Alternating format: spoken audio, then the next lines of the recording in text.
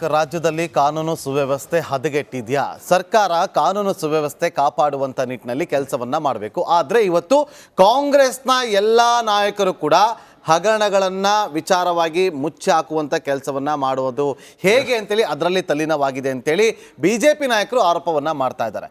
ರಾಜ್ಯದಲ್ಲಿ ಕಾನೂನು ಸುವ್ಯವಸ್ಥೆಯನ್ನು ಕಾಪಾಡೋದನ್ನು ಬಿಟ್ಟು ಗ್ಯಾರಂಟಿಗಳಿಗೆ ಹಣವನ್ನು ಸರಿದೂಗಿಸುವಂಥ ಕೆಲಸವನ್ನು ಮಾಡ್ತಾ ಇದೆ ಅಂತೇಳಿ ಗಂಭೀರವಾದಂಥ ಆರೋಪವನ್ನು ಇವತ್ತು ಬಿಜೆಪಿಯವರು ಮಾಡ್ತಾರೆ, JDSನವರು ಕೂಡ ಮಾಡ್ತಾ ಇರುವಂಥದ್ದು.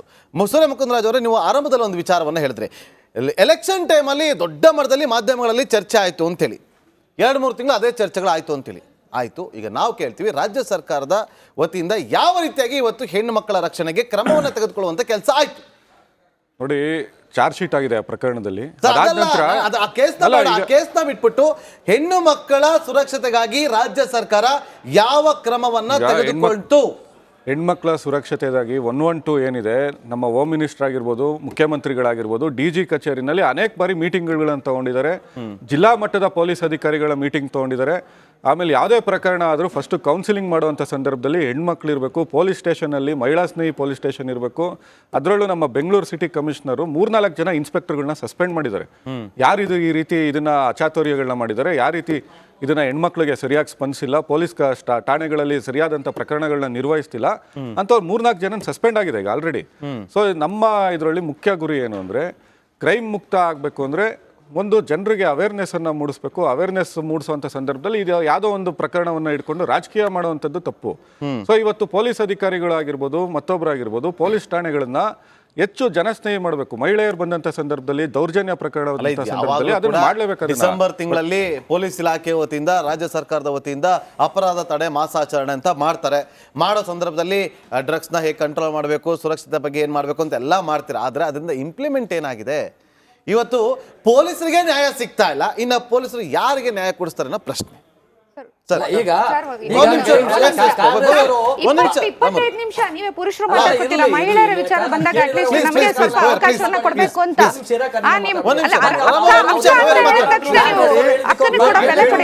ಮಾತಾಡಕ್ಕೆ ಬಿಡಿ. 25 ನಿಮಿಷ ಆಯ್ತು. ಇದೇನಾ ಪುರುಷರ ಧೋರಣೆ ಮಹಿಳೆಯರ ಮೇಲೆ? ನೋಡಿ ಸರ್, ನಿಮ್ಮ ಸರ್ಕಾರನೇ ಆಗಿರ್ಲಿ, ಹೇಳ್ತೀನಿ ಕೇಳಿ. ಮಹಾರಾಷ್ಟ್ರದಲ್ಲಿ ಅಲ್ಲೂ ಕೂಡ ಒಂದು ಕಿರುಕುಳ ಪ್ರಕರಣ ನಡೀತು, ಅತ್ಯಾಚಾರ ಮಾತಾಡೋದಕ್ಕೆ ಬಿಡಿ.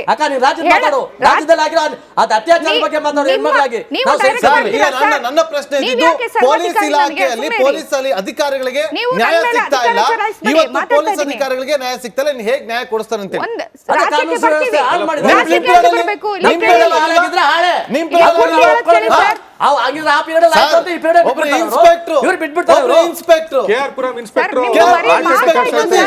ವಿರೋಧ ಪಕ್ಷ ಆಗಿರೋದು ಎಷ್ಟು? ನೀವು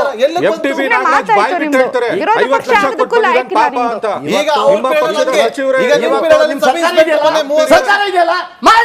ನಿಮ್ ಸರ್ಕಾರದಲ್ಲಿ ಅಧಿಕಾರ ಇದೆಯಲ್ಲ, ನಿಮ್ ಕೈಲಿ ಇವತ್ತು ರಾಜ್ಯದ ಅಧಿಕಾರದ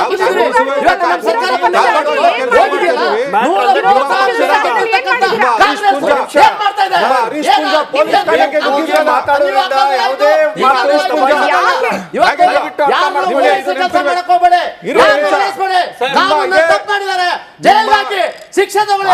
ಇವತ್ತು ಹೆಣ್ಮಕ್ಳ ಬಗ್ಗೆ ಮುಸಲ್ಮಾನ ದೇಶಭಕ್ತ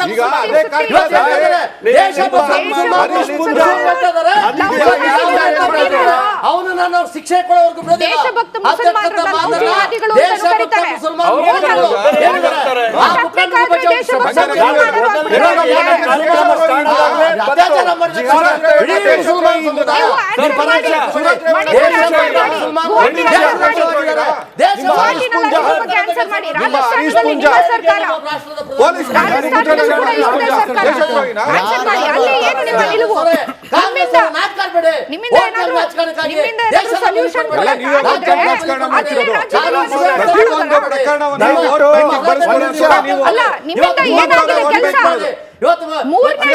ನರೇಂದ್ರ ಮೋದಿ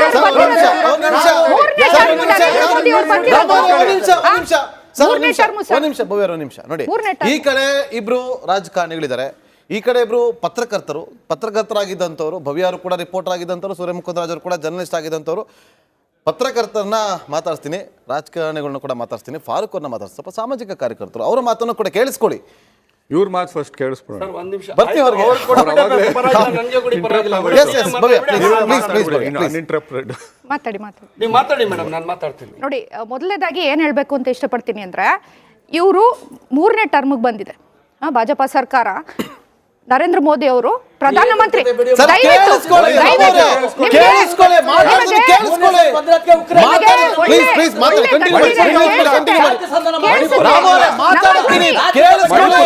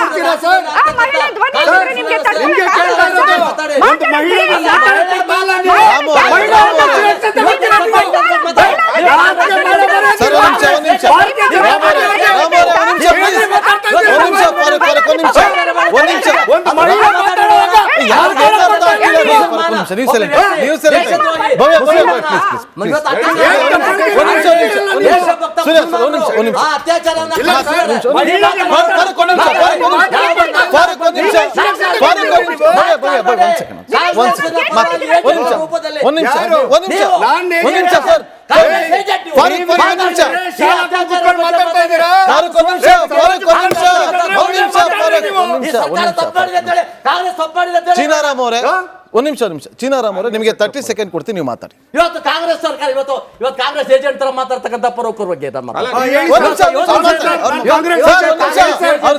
ಮಾತಾಡಬೇಡಿ. ಇವತ್ತು ರಾಜ್ಯದಲ್ಲಿ ಆಗ್ತಕ್ಕಂಥ ಕಾನೂನು ಸುವ್ಯವಸ್ಥೆ ಎಷ್ಟು ಹದಗೆಟ್ಟಿದೆ. ಹೆಣ್ಣು ಮಕ್ಕಳ ಮೇಲೆ ಅತ್ಯಾಚಾರಗಳು, ಅಧಿಕಾರ ದುರ್ಬಳಕೆ, ಮೋಸ, ದಗ. 30 ಸೆಕೆಂಡ್ ಟೈಮ್ ಹಾಕಿ, 30 ಸೆಕೆಂಡ್ ಟೈಮ್ ಹಾಕಿ. ಆಮೇಲೆ ಮಾತಾಡಲ್ಲ. ಇಲ್ಲ, ಮತ್ತೆ ಒಂದ್ ನಿಮಿಷ ಸರ್, 30 ಸೆಕೆಂಡ್ ಮಾತಾಡಿ. ಇವತ್ತು ರಾಜ್ಯದ ಸರ್ಕಾರದಲ್ಲಿ ಆಗ್ತಕ್ಕಂಥ ದೌರ್ಜನ್ಯ ಬಗ್ಗೆ ಯಾರಾದ್ರೂ ಆಮ್ ಆದ್ಮಿ ಪಾರ್ಟಿ ಆದ್ರೂ ಮಾತಾಡ್ಲಿ, ಪರೋಕರಾದ್ರೂ ಮಾತಾಡ್ಲಿ, ನಾವು ಸಂತೋಷ ಪಡ್ತೀವಿ. ಅದೇ ಬಿಟ್ಬಿಟ್ಟು ಅಕ್ಕ ಮಾತಾಡೋ ಟೈಮಲ್ಲಿ ಇವು 3 ಸಾರಿ ಗೆದ್ಬಿಡೋದೆ ಕೇಂದ್ರ ಸರ್ಕಾರ, ಅದು ಬಿಡಿ. ನಾನು ಕೇಳೋದು ಇಷ್ಟೇನೆ, ಇವತ್ತು ರಾಜ್ಯದಲ್ಲಿ ಗೆದ್ದಿರ್ತಕ್ಕಂಥ ಒಂದು ಸರ್ಕಾರ ಇದೆ. ಇವತ್ತು ಸಂವಿಧಾನಬದ್ಧವಾದ ಸರ್ಕಾರ 136 MLA ಗೆದ್ದಿರ್ತಕ್ಕಂಥ, ಬಹುಮತ ಹೊಂದಿರತಕ್ಕಂಥ, ಭಾರೀ ಬಹುಮತ ಹೊಂದಿರತಕ್ಕಂಥ ಸರ್ಕಾರ ಇದೆ. ಇವತ್ತು ಮೈಸೂರಲ್ಲಿ ನಮ್ಮ ಹೆಣ್ಮಗಳು, ದಲಿತ ಹೆಣ್ಮಗಳ ಮೇಲೆ ಅತ್ಯಾಚಾರ ಆಗಿದೆ, ಕೊಲೆ ಆಗಿದೆ. ಏನ್ ಮಾತಾಡ್ತೀರಾ? ಸಮರ್ಸ್ಕತ್ತೀರಾ ನೀವು? ನೀವು ಸಮರ್ಥಿಸ್ಕೊಂತೀರಾ? ಕಾರ್ಕಳದಲ್ಲಿ ಹೆಣ್ಮಕ್ಳು ಕೊಲೆ ಆಗಿದೆ, ನೀವು ಸಮರ್ಸ್ಕೊತೀರಾ? ಮುಸಲ್ಮಾನೇ ಮಾಡಿ ಯಡಿಯೂರಪ್ಪನಿಂದ ಅತ್ಯಾಚಾರ ಆಗಿದೆ, ಸಮರ್ಥಿಸ್ಕೊಂತೀರಾ ನೀವು? ಈಗ ಒಂದ್ ನಿಮಿಷ ಚೀನಾರಾಮ್ ಅವರೇ, ಒಂದು ಉತ್ತರ ಕೊಡಿ. ಚೀನಾರಾಮ್ ಅವರೇ, ಒಂದ್ ನಿಮಿಷ.